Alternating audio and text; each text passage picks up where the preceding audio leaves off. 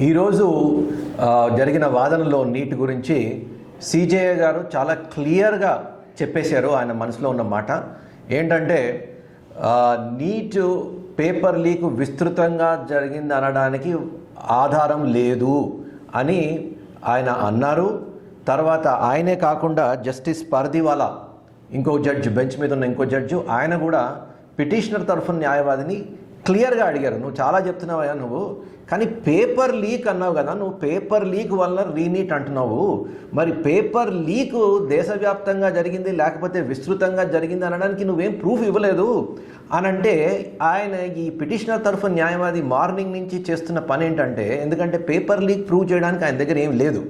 So ఆయన ఏమంటున్నాడు, systemic failure అనే దిశగా ఆర్గ్యూ చేయడం మొదలుపెట్టాడు.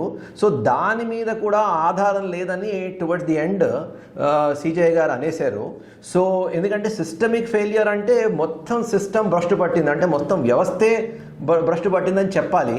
సో దానికి మళ్ళా ఈయన ఈ పిటిషన్ తరఫున న్యాయవాది అక్కడ బీహార్లో ఇలా అయింది, పట్నాలో ఇలా అయింది, హజారీబాగ్లో ఇలా అయింది, జజ్జర్లో ఇలా అయింది, రాజ్కోట్లో ఇలా అయింది అని ఐసోలేటెడ్ ఎగ్జాంపుల్సే ఇస్తున్నాడు తప్ప మొత్తం వ్యవస్థ అంతా కరెక్ట్గా లేదు అని చెప్పడానికి మళ్ళీ ఆయన దగ్గర ప్రూఫ్ లేదు. సో ఆల్మోస్ట్ ఇవాళ కేసు అంతా తేలిపోయినట్టే. అయితే లంచ్ తర్వాత ఈ వాదనలు కొన్ని ఇంకొంతమంది కూడా ఉన్నారు, ఇంకొంతమంది లాయర్స్ కూడా ఉన్నారు, వాళ్ళ మాట కూడా వింటారు. తర్వాత సొలిసిటర్ జనరల్కి టైం ఇస్తారు, ఎన్టీఏ తరఫు న్యాయవాది కానీ సొలిసిటర్ జనరల్ కానీ ఇద్దరికి కొంచెం టైం ఇస్తారు. ఆ తర్వాత ఇవాళ జడ్జిమెంట్ ఇవ్వకపోయినా రిజర్వ్లో పెట్టి రేపు జడ్జిమెంట్ కానీ రేపు కానీ ఎల్లుండి కానీ చెప్తారు. కానీ కేసు అయితే అసలు లేదు, విస్తృతంగా పేపర్ లీక్ జరగలేదు. తర్వాత ఆయన పదే సిజేఐ గారు డేటా పెట్టాం కదయ్యా, డేటా గురించి మాట్లాడు అంటే పిటిషనర్ తరఫు న్యాయవాది డేటా గురించి మాట్లాడడానికి ఏం పాయింట్స్ లేవు. ఎందుకంటే almost through out the country ఈ మార్క్స్ ఇన్ఫ్లేషన్ అనేది త్రూ అవుట్ ద కంట్రీ జరిగింది, మనం చూసాం అది. ఆయనకి అందుకోసం ఇట్స్ వీక్ వికెట్, దాని గురించి ఆర్గ్యూ చేయడానికి ఏమీ లేదని పిటిషనర్ తరఫు న్యాయవాదికి అర్థమైపోయింది.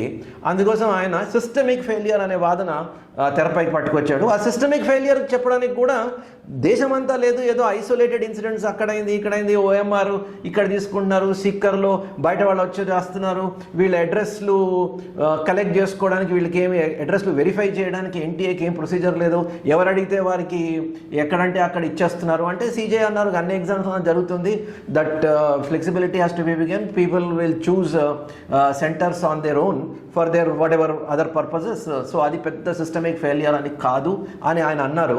సో ఇలాంటి 2-3 పాయింట్స్ తప్పితే, అంటే ప్రైవేట్ స్కూల్స్లో జరుగుతున్నాయి, వీళ్ళందరూ కుమ్మక్క చేయొచ్చు, వీడియోగ్రాఫర్ అంటున్నారు కానీ ఆ వీడియోగ్రఫీ ఎలా పక్కాగా చేస్తున్నారో తెలియదు. తర్వాత ఓఎంఆర్లు ఏ టైంకి ఓఎంఆర్లు సీల్ చేయాలి, ఏ టైంకి ఇవ్వాలి అన్నది స్టాండర్డ్ ఆపరేటింగ్ ప్రొసీజర్ ఎస్ఓపి అని లేదు. ఇవన్నీ అయితే సిజే గారు పేషెంట్గా ఇవన్నీ విన్నారు. అయితే అని అన్నారు, ఒక స్టేజ్లో అన్నారు ఏంటంటే ఇవన్నీ సిస్టమ్ని స్ట్రెంథన్ చేయడానికి మనం చెప్పచ్చు, కాకపోతే మన ఆర్గ్యుమెంట్ మన పాయింట్ అది కాదు, మన పాయింట్ ఏంటంటే పేపర్ లీక్ విస్తృతంగా జరిగిందా లేదా దాని గురించి మాట్లాడు అంటే పిటిషనర్ తరఫున న్యాయవాది చెప్పడానికి ఏమీ లేదు. సో ఆల్మోస్ట్ ఇంకా రీనీట్ మర్చిపోవచ్చు. ఎనీవే ఆ వాదనలు ఇవాళ ఆఫ్టర్నూన్ కొనసాగుతాయి, కానీ ఏమీ సబ్స్టెన్స్ అయితే పిటిషనర్ తరఫున న్యాయవాది సబ్స్టెన్స్ అయితే ఏమీ లేదు. సో ఇవాళ ఈవినింగ్ కోర్టులో చెప్తే చెప్పచ్చు, లేకపోతే జడ్జ్మెంట్ రిజర్వ్ చేసి ఇంకో రోజైనా చెప్పచ్చు. ఏది ఏమైనా ఏమవుతుందంటే దీంతో కొంచెం పటిష్టం అవుతుంది, అంటే సిస్టమ్ పటిష్టం అవుతుంది, దట్ ఈస్ ఫర్ ష్యూర్. ఎందుకంటే కొన్ని పాయింట్స్ బయటకు వచ్చాయి. ఏంటంటే జడ్జర్ హర్యానాలో ఏం చేశారట, వీళ్ళు కెనరా బ్యాంక్లో వన్ పేపర్ పెట్టారు, ఎస్బీఐలో ఇంకో పేపర్ పెట్టారు, అంటే వేరే పేపర్లు ఇవి నీట్కి. అయితే కొన్ని ఎగ్జామినేషన్ సెంటర్స్ ఈ జడ్జర్లో కొన్ని సెంటర్స్లో ఆ కెనరా బ్యాంక్ పేపర్ ఇచ్చారట. మరి ఆ కెనరా బ్యాంక్ పేపర్ ఇచ్చినప్పుడు మరి ఆ కెనరా బ్యాంక్ కీ ఎందుకు పబ్లిష్ చేయలేదు? మరి వీళ్ళని ఏ రకంగా 2 పేపర్లు ఈక్వల్ డిఫికల్టీ అంటున్నారు చాలా సింపుల్గా, కానీ మనకు తెలుసు ఈక్వల్ డిఫికల్టీ అన్నది అసలు ఉండదు, వీళ్ళ దగ్గర అంత డేటా కూడా లేదు సపోర్ట్ చేయడానికి. ఈక్వల్ డిఫికల్టీ అంటే అది పేపర్ ఈజీగా ఉండొచ్చు, దీనికన్నా కష్టంగా ఉండొచ్చు, but what ever it is వీళ్ళు కెనరా బ్యాంక్ పేపరు మేము ఇచ్చాము, దాని ప్రకారం కీ ఇలా ఉంది, మరి అది పబ్లిష్ చేయాలి కదా, అది చేయలేదు. అయితే సిజేఐ గారు సొలిసిటర్ జనరల్ని, ఎన్టీఏ తరఫు న్యాయవాదిని దాని మీద డీటెయిల్స్ ఇవ్వమని చెప్పారు. నిజంగా కెనరా బ్యాంక్ పేపర్ ఇచ్చారా, ఎంతమందికి ఇచ్చారు, ఎన్ని సెంటర్స్లో ఇచ్చారు, దానికి ఈ సంగతి ఏంటి, ఇవన్నీ అడిగారు. అవన్నీ క్లారిఫై చేస్తారు. But still that is an isolated incident. మన మెయిన్ ఇష్యూ ఏదైతే ఉందో విస్తృతంగా పేపర్ లీక్ జరిగిందా, పాయింట్ నెంబర్ 1. లేదా సిస్టమిక్ ఫెయిలియర్. సిస్టమిక్ ఫెయిలియర్ అంటే ఏంటి? Throughout the country system, వ్యవస్థే భ్రష్టు పట్టింది, అది ఉందా? రెండిటికి లేవు.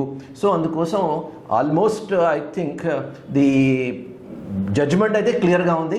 వాళ్ళ మనసులో మాట సిజేఐ గారు కాదు, పార్దీవాలా ఇంకో జస్టిస్ ఆన్ ద బెంచ్, ఆయన కూడా అది చాలా క్లియర్గా చెప్పేశారు.